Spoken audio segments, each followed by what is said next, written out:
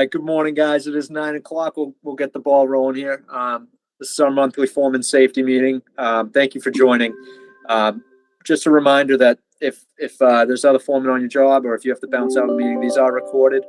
They will be put up on our YouTube channel later on today. So feel free to revisit it, or let the other foreman on your job site know that it will be available later. So two incident reports since the last meeting we had. We did have one employee recently wiring a new light fixture in a above ceiling grid. A coiled up wire fell down and unraveled, went behind his safety glasses and hit him in the eye.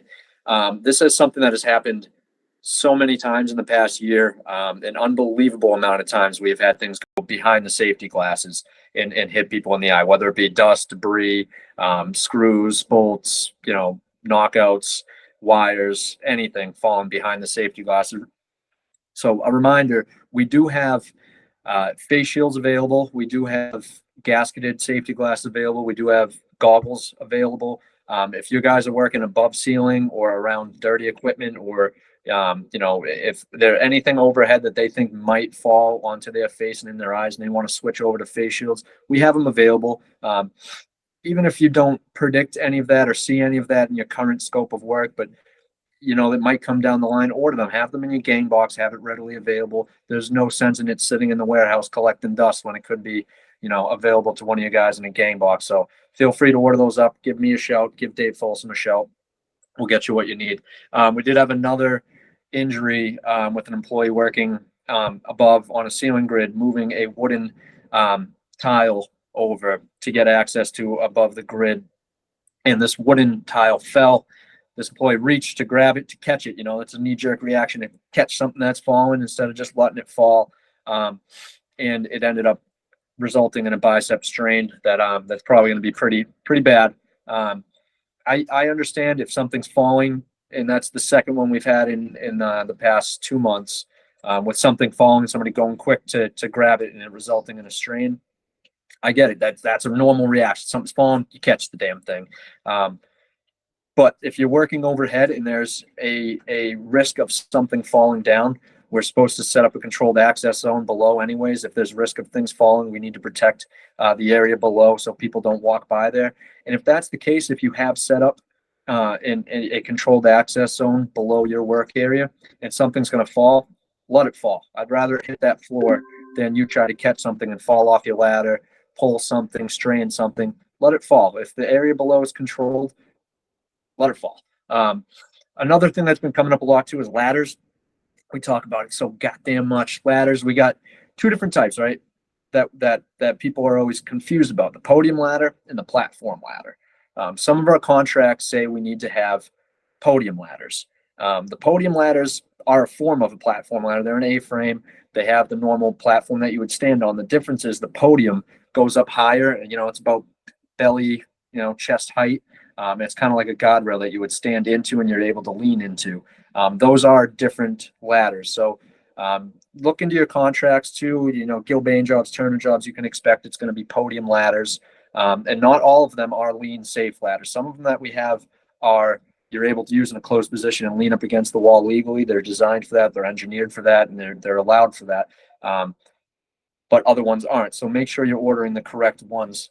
We do have both available. But when you call down to the warehouse, make sure you're ordering the ones that we owe in our contracts. Another thing too, everyone that's been filling out their pre-task plans, great. I always add this every month. Thank you for filling those out. We do collect good data from that. It's good to know what's going on, what hazards you guys are seeing. If you have multiple foremen on multiple jobs, I request that every foreman fills out one for their own crew rather than one foreman filling it out for everybody, just so there's more data to collect, more things to see there. And Sean Leahy, I believe you had a few things you wanted to talk about here. Yeah, thanks, Jason. I wanted to cover an email that went out a couple of weeks ago about licensing and certification. And if I could just try to share this with you right now. Here. Email would have looked something like this. And basically what it is occasionally we get requests from management for any kind of specific certifications for the field. It could be an OSHA 30, it could be a CDL license, it could be rigging experience, or it could be licensing, like maybe a Rhode Island license or a Connecticut license or a Maine license. So it takes a lot of time for us to try to make calls and try to find those requests or those certifications and licensing from the field guys. So what we did is we put this form together, send it out to the field to have. Sean, you lost your mic there. We couldn't hear you very well, but I'll cover for Sean here because it sounds like he's having some technical difficulties with his microphone. What we're looking for here is to collect everybody's certification, your OSHA 30, OSHA 10, CPR. If you have a hoisting license, rigging license, anything, we want to collect it all, have it in a database. A lot of jobs we're bidding require somebody on the job to have X. Somebody has to have Y. Somebody has to have Z. So if we already know who those people are and what they have, it's much easier for us to send that all in from the get-go rather than chase it all down. So if you can take a look back at that email, take a look back at those links, please, and submit whatever information you have there. That would be fantastic. That's all I have for you guys for safety this month. Our next scheduled meeting is, I wrote it down over here on a napkin thing, May 30th, 9 a.m. would be our next meeting. If you have any issues accessing these meetings, or if it's not showing up on your calendar, reach out to myself or Tim White. We'll get it sent out to you. That's all I have. Hey, Jason, I'll close just a quick comment just to everybody on the call. Just a quick thank you. I don't know, last month or two, our safety mod came down, our rating, which is a good thing. So a particularly good thing. I think it's about as low as we've ever had it. So just a good indication that we're operating well, efficiently and safely. And I know sometimes safety may be a pain in the ass, but it is also, when you see your mod drop, there's a reason for it. It's because we're going home and with less injuries. And generally that's important to us. We don't want you guys to be injured. We want you to be safe. So appreciate your leadership out there. Appreciate your help in getting us there. Okay. Mr. Leahy, it's rare that you're not with words. So I'm going to remember this for a long time, but thank you guys. Appreciate the call. Thank you, John. Bye.